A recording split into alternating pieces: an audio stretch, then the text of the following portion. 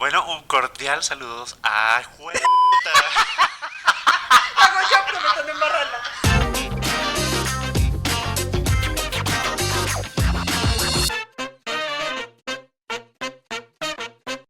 Muy buenos días, buenas tardes, buenas noches o madrugada, no importa donde usted esté. Nosotros somos Viajeros Lacónicos y el día de hoy les habla señorita Troncha Toro La señorita Miel. y el día de hoy le vamos a hablar de un cineasta muy importante y que está cogiendo bastante fuerza. Se llama Ari Aster. Es un neoyorquino que nació en 1986, estudió en el College of Santa Fe en Santa Fe, Nuevo México, y hizo una maestría en artes plásticas enfocado en dirección en el AFI Conservatory.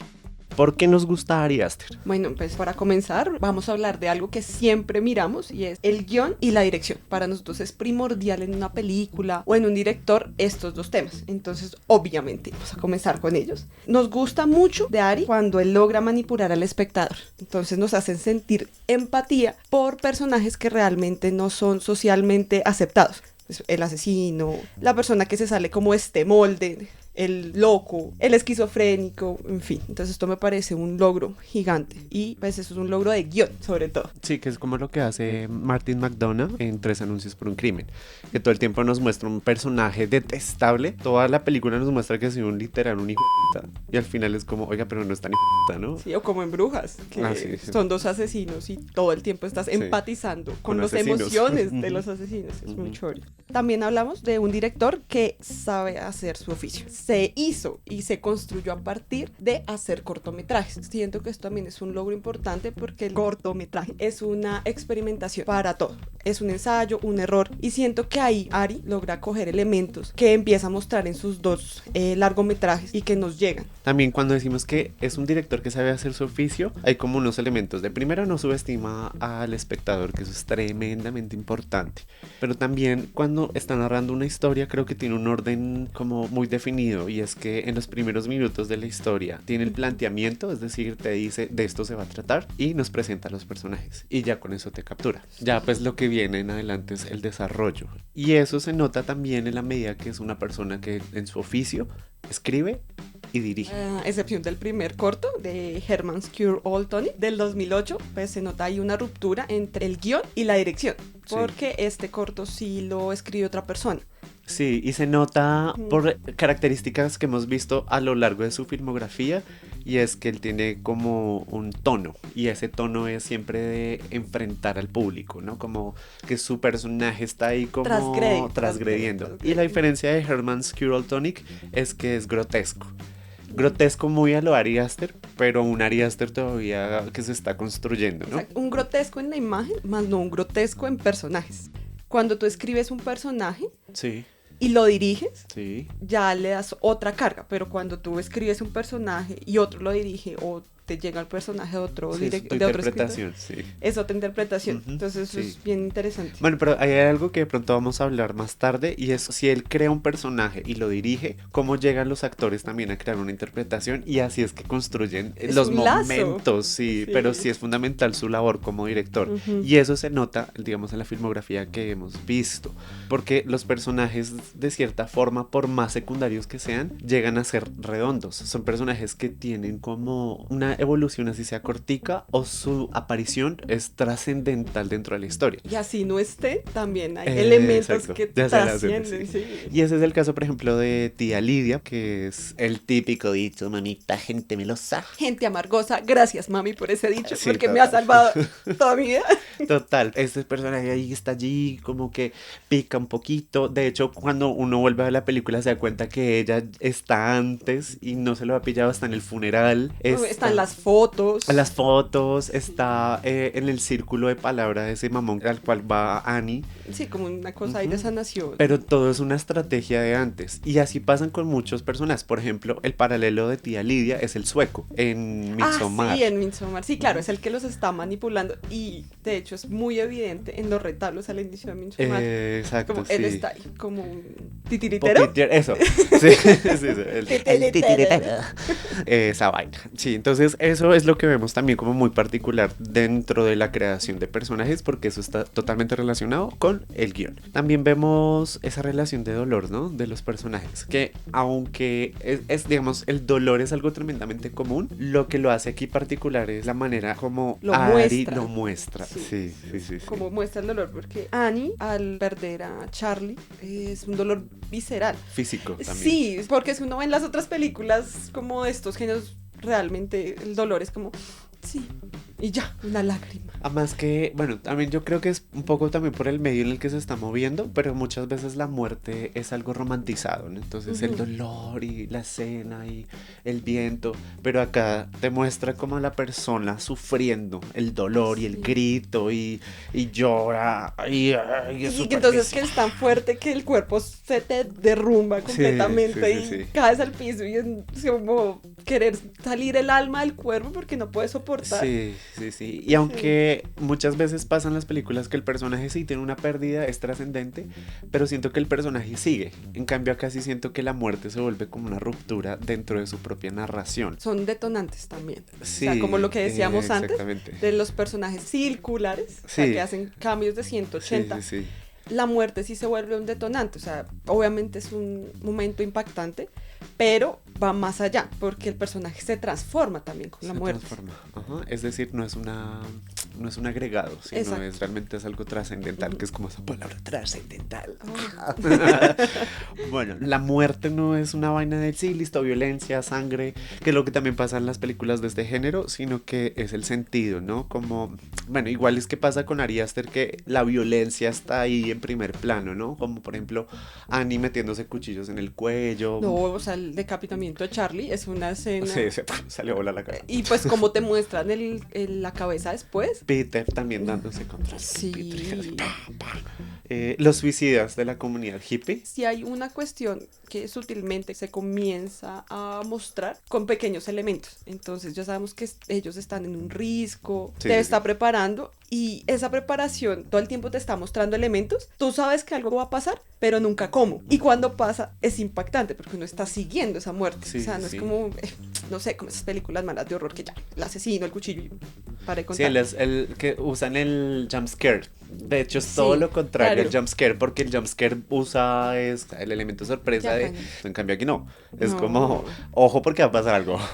Precisamente yo creo que a nivel de escritura y de dirección, eso lo hace tan interesante, porque no es una película que va del punto A al punto B y siempre va para arriba o no está plana, sino que tiene como subidas y bajadas. Entonces tienes tus momentos de estar relajado y contemplando, y tienes momentos de entender lo que está sucediendo, y también tienes momentos de tensión. Eso es lo que no le pasa al Joker. Bueno, pues es un bombardeo de caos. No, es y que todo el tiempo estrés. está, suba, y uno es como, baje, no, y sube más. Sí, Sí. total. Aprende Joker. Y bueno, pues digamos que esos son los elementos que vemos muy particulares de su dirección y también de su, digamos, escritura a nivel de guión. Pero obviamente esos elementos no serían nada si no hay un equipo alrededor de él, ¿no? Que es como también muy claro y muy definido con lo que va a hacer.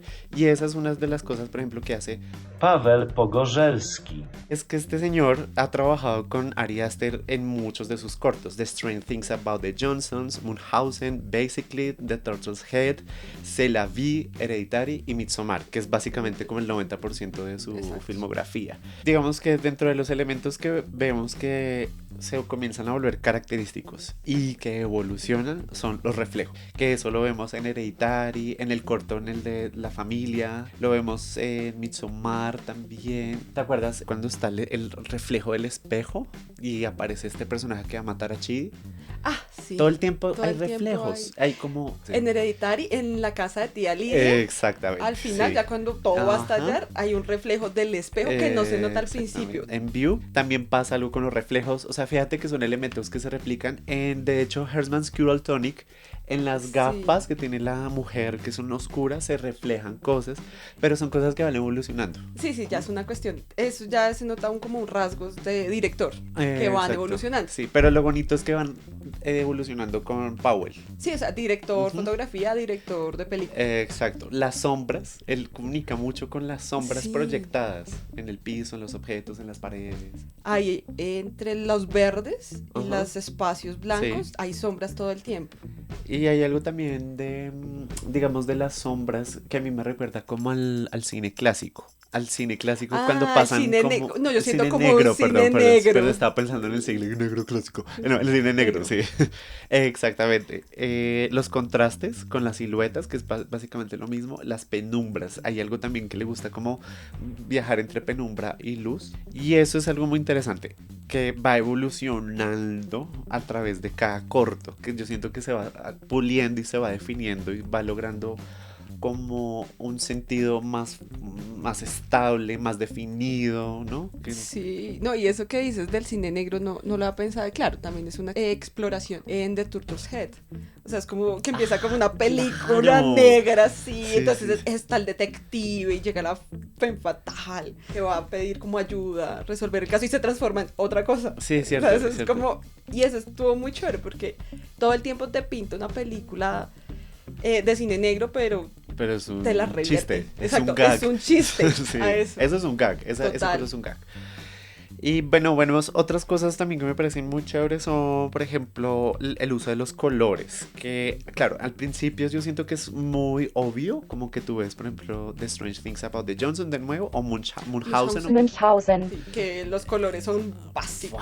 Es así, Y y uno es ya como entiende. rojo, verde, azul. Pero yo sí siento que, por ejemplo, en Basically y Se la vi, elimina eso porque es tremendamente pálido, todo blanco. Y en Hereditary vuelve a tomar esto porque el verde es como el espacio que los contiene, pero sí hay unos colores definidos, como Peter y el esposo de Annie, que es la víctima. La víctima. Sí. Son azules y van cambiando su color, bueno, sobre todo Peter. Oye, y termina en naranjas, como que rebobine un poco la historia. Sí, sí, sí. Comienza muy azul, la habitación de él es azul. Ajá. Luego está muy verde, cuando está como toda esta cosa del El clima caos, y el caos. sí.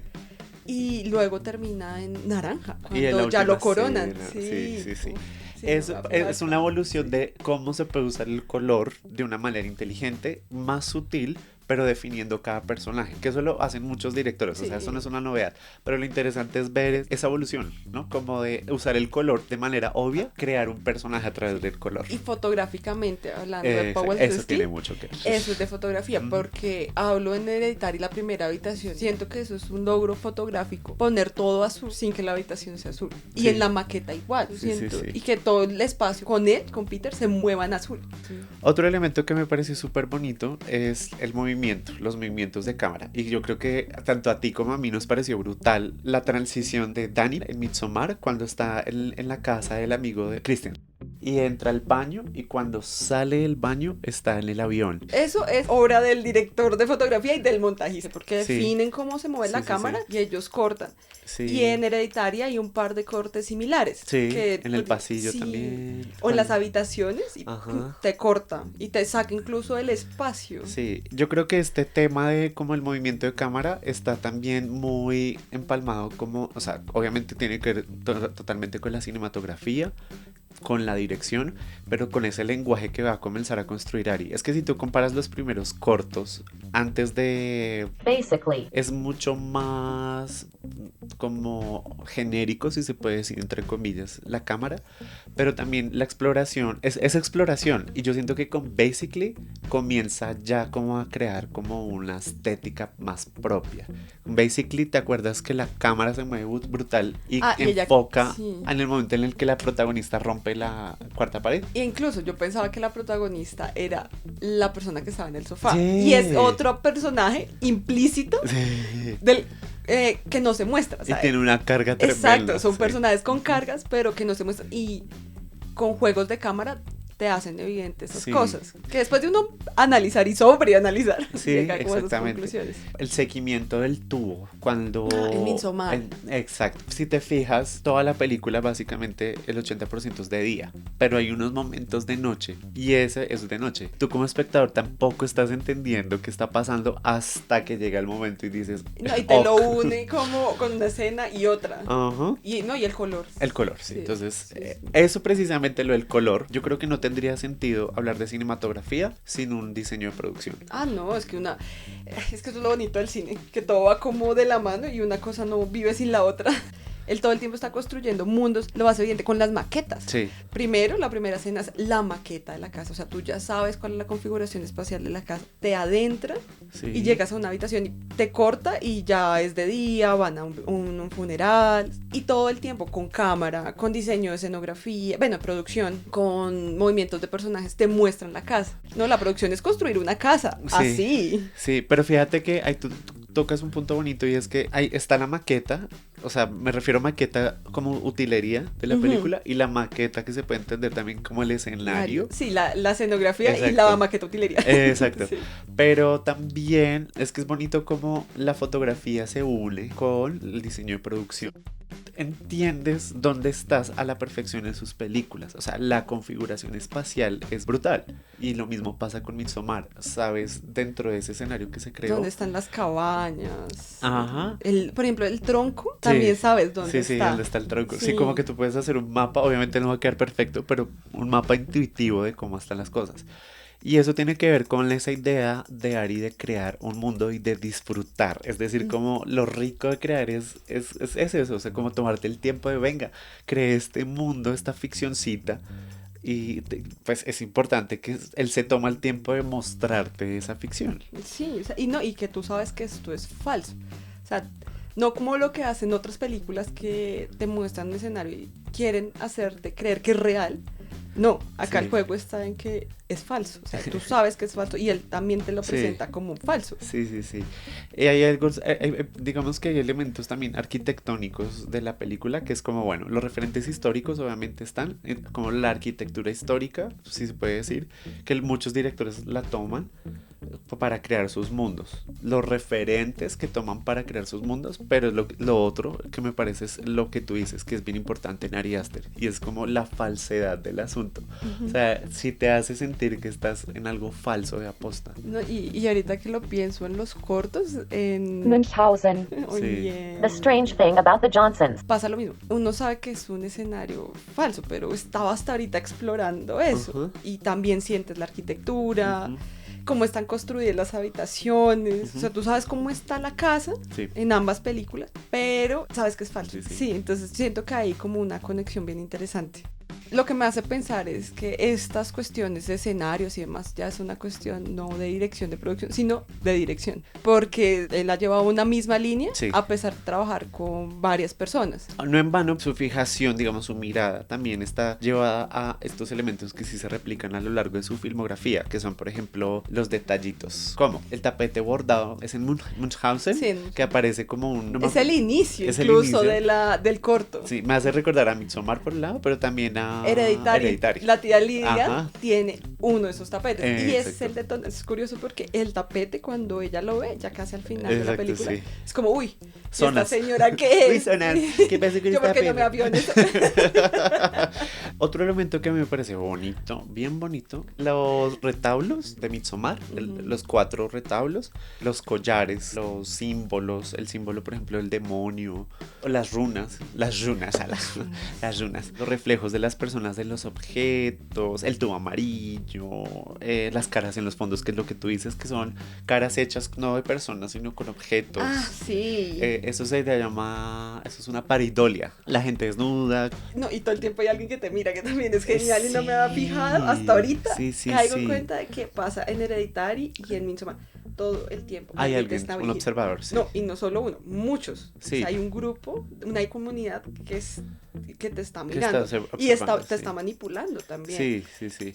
Las maquetas, las pinturas, que eso también es tremendamente importante. O sea, los cuadros que están en los espacios también están contando cosas. Y obviamente Te están spoileando, sí, los Sí. colores de los objetos, sí. Pues no en vano por eso Cristian se toma un juguito de coca y uno dice, pero ¿qué le están haciendo al ¿No? chino? Y el man como si nada, o sea, aparte lo ve Sí. rojo, Sí, ve rico. todos los de los demás y bueno. No, después el bello público también le gustó, entonces. Ya Y sabemos en para dónde fin. va la cosa. Todos esos objetos, elementos, detalles, pues están en servicio de algo, y es la historia, que es lo más importante finalmente, y por eso un fuerte aplauso, nos ponemos de pie frente a ese trabajo maravilloso de Ari Aster.